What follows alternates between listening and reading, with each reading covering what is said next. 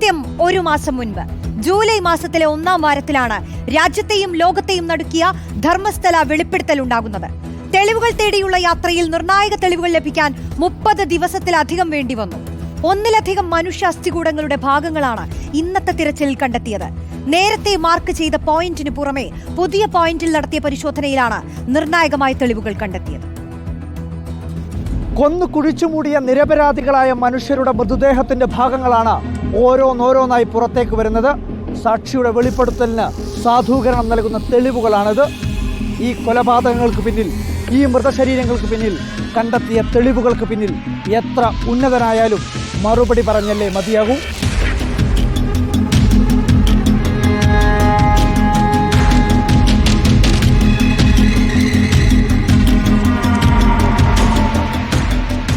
ശുചീകരണ തൊഴിലാളിയുടെ വെളിപ്പെടുത്തലിനെ ശരിവെക്കുന്നതാണ് കണ്ടെത്തിയ തെളിവുകൾ. വനഭൂമിയിൽ നൂറുകണക്കിന് പീഡിപ്പിക്കപ്പെട്ട പെൺകുട്ടികളുടെ മൃതദേഹങ്ങൾ ഉൾപ്പെടെ കുഴിച്ചുമൂടിയെന്നായിരുന്നു വെളിപ്പെടുത്തൽ. നേരത്തെ അടയാളപ്പെടുത്തിയ പോയിന്റുകൾക്ക് പുറമെ പുതിയ പോയിന്റിൽ നിന്ന് ലഭിച്ച 1-ലധികം മനുഷ്യ ശരീരത്തിന്റെ അസ്ഥിഭാഗങ്ങൾ ആരോപണത്തെ ശരിയിലേക്ക് നയിക്കുന്നു.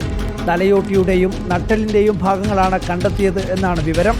പുറമെ മനുഷ്യ ശരീരത്തിലെ നിരവധി എല്ലുകളും കണ്ടെത്തിയിട്ടുണ്ട്. ശേഖരിച്ച അസ്ഥിഭാഗങ്ങൾ മഹസർ തയ്യാറാക്കി സീൽ ചെയ്ത് SIT കസ്റ്റഡിയിലേക്ക് മാറ്റി.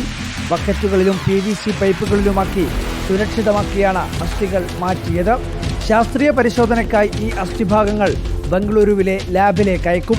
അതേസമയം ധർമ്മസ്ഥല ക്ഷേത്രത്തിന്റെ പേര് വാർത്തകളിൽ നിന്ന് വിലക്കണമെന്ന ഹർജിയിൽ വാദം കേൾക്കുന്ന ജഡ്ജി ബെഞ്ചിൽ നിന്നും പിന്മാറി. ബംഗളൂരു സിറ്റി സിവിൽ സെഷൻസ് കോടതി ജഡ്ജി വിജയകുമാർ റായിയാണ് പിന്മാറിയത്. ധർമ്മസ്ഥല ട്രസ്റ്റിന്റെ കീഴിലുള്ള കോളേജിലാണ് പഠിച്ചത് എന്ന് ചൂണ്ടിക്കാട്ടിയാണ് ജഡ്ജിയുടെ പിന്മാറ്റം. ധർമ്മസ്ഥലയിലെ കൂട്ടക്കൊലയിൽ ഉന്നതർക്ക് പങ്കുണ്ടെന്ന ആരോപണത്തെ ബലപ്പെടുത്തുന്നതാണ് 1 വർഷം മുൻപ് ആക്ഷൻ കമ്മിറ്റിക്ക് പോലീസ് നൽകിയ വിവരാവകാശ മറുപടി. 2000 മുതൽ 2015 വരെയുള്ള അസ്വാഭാവിക മരണങ്ങളും കാണാതായവരുടെ വിവരങ്ങളും ആവശ്യപ്പെട്ട് നൽകിയ അപേക്ഷയ്ക്ക് വിചിത്ര മറുപടിയാണ് പോലീസ് നൽകിയത്. ആവശ്യപ്പെട്ട രേഖകൾ സൂക്ഷിച്ചിട്ടില്ല എന്നാണ് ബെൽത്തങ്ങാടി പോലീസ് നൽകിയ ഞെട്ടിക്കുന്ന മറുപടി.